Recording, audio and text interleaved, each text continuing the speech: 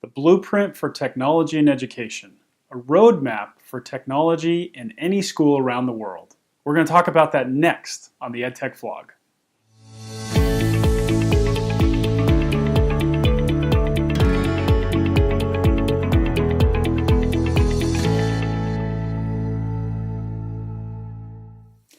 Hi, I'm Dr. Matt Harris, and this is the EdTech vlog. And I'm going to talk to you today about a project I've been working on for a few years and something that's very close to my heart, and that is helping schools use technology successfully. So let me give you a little bit of background on where this has come from and where we're hoping to go, because we really are trying to help schools around the world use technology in all forms effectively. So I used to do a lot of work in the United States around technology for learning and for operations, kind of being a center point in schools, helping both sides of that coin. I served as a director of technology at a number of schools in the U.S. and overseas, specifically in Asia, where I got a chance to see the intersection between the learning and the operations, and understanding that it was quite divergent. And when I would speak to fellow administrators, they would have no idea what I do. And that still happens today as an EdTech consultant, that people just don't understand the scope, breadth, and depth of technology for learning. And so I had hoped for years that there would be resources out there to be able to help schools. And I started doing some research, and in another video I'll talk about all the frameworks and standards that are available out there to help. But you'll find that all of them, including even the famous ones, are insufficient to talk about what's going on in a school. These available frameworks around student learning with technology, or teacher use of technology, or administrators, or computer science teachers, or whatever they are, don't talk about the organizational needs of technology. And so I looked at these standards, and I realized, in combination with peers, that they just weren't insufficient. They weren't sufficient. They talked about the place we wanted to get with our learning, and that doesn't work, because it doesn't talk about process. It doesn't talk about what you need to do in the background and the organization, which is arguably much more complicated. It doesn't talk about things related to personnel. What happens if a teacher leaves and these things that you've been working on goes with them? How do you create an environment where you help individuals when those individuals shift around from time to time?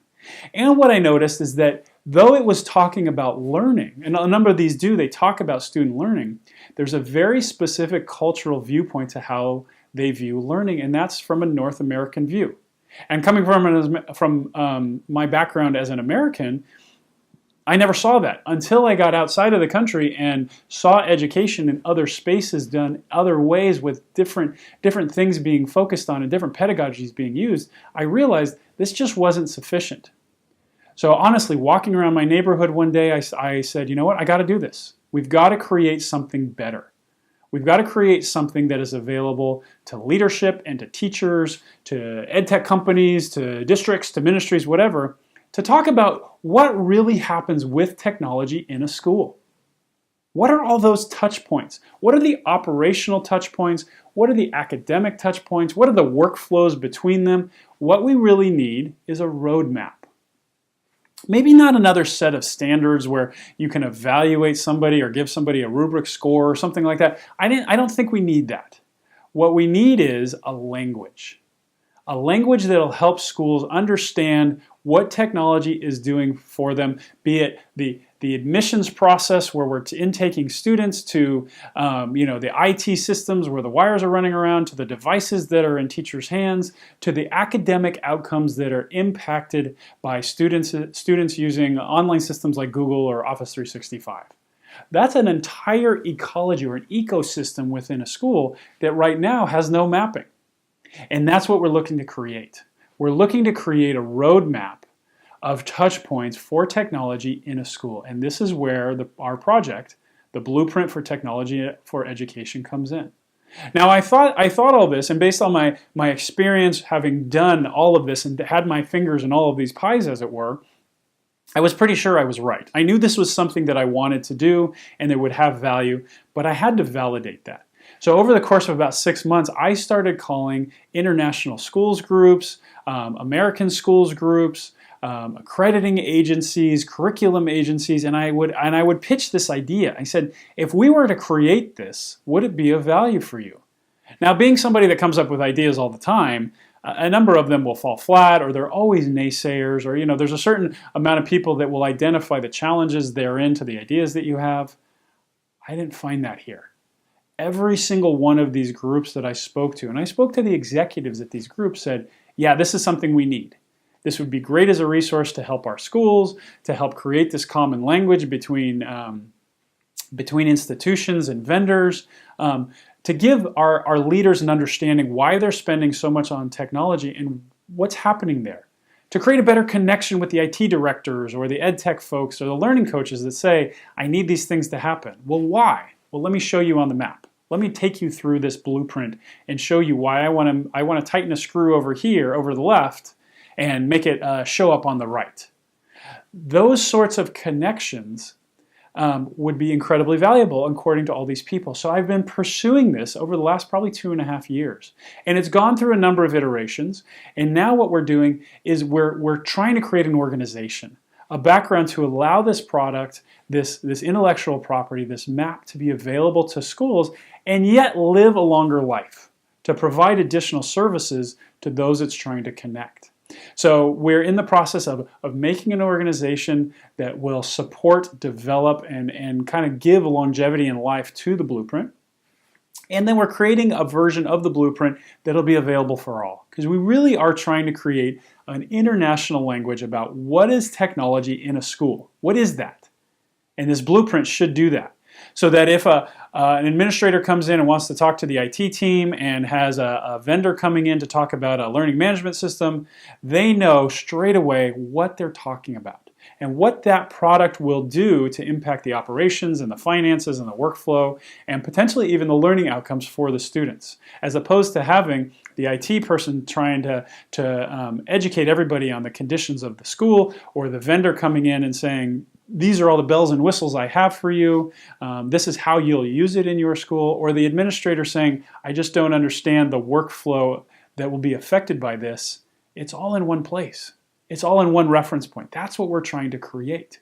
And if we're able to do it, the sky's the limit for how this can help schools around the world. Imagine connecting professional development to one area of let's say the learning and technology elements, or doing an audit of IT systems to say, yeah, you've created all these systems, you've got all this in place. Have you thought about X? Because what ends up happening with technology is that, like it or not, it's affecting your school. And you have the choice to you have the choice to control what's happening at your school, or it will be controlled for you. By having this roadmap, you can make those choices. You can understand where your dollars are going to be best spent. So there's a budgeting and planning aspect, there's a communication aspect, there's an auditing aspect, there's a strategy aspect, saying, you know what, we're really looking to have more impact in our primary school. What do we have to do? What do we have to put in place? And theoretically, the roadmap would help you do that. The blueprint would put that into place. So just imagine this having impact in a school in Iowa, or a school in South Africa. If it's the same general language and it can take into account the contextual realities of living in South Africa and living in Iowa, that's amazingly powerful. That provides a connection for all educators around technology around the world, and that's where my passion lies, and that's what we're looking to create. If you'd like to join us and talk more about this, please connect with me, and I'll give you some information at the end. We have made a great partnership with FETC, the Future of Educational Technology Conference. In 2018, we had an entire pre-conference day talking with educators from around the world about kind of these 6 main areas of the blueprint, which would be like educational technology and data systems and IT and leadership, dealing with needs of the community and connections to the external world, external relations. We talked about all that with experts that had direct experience with all these things.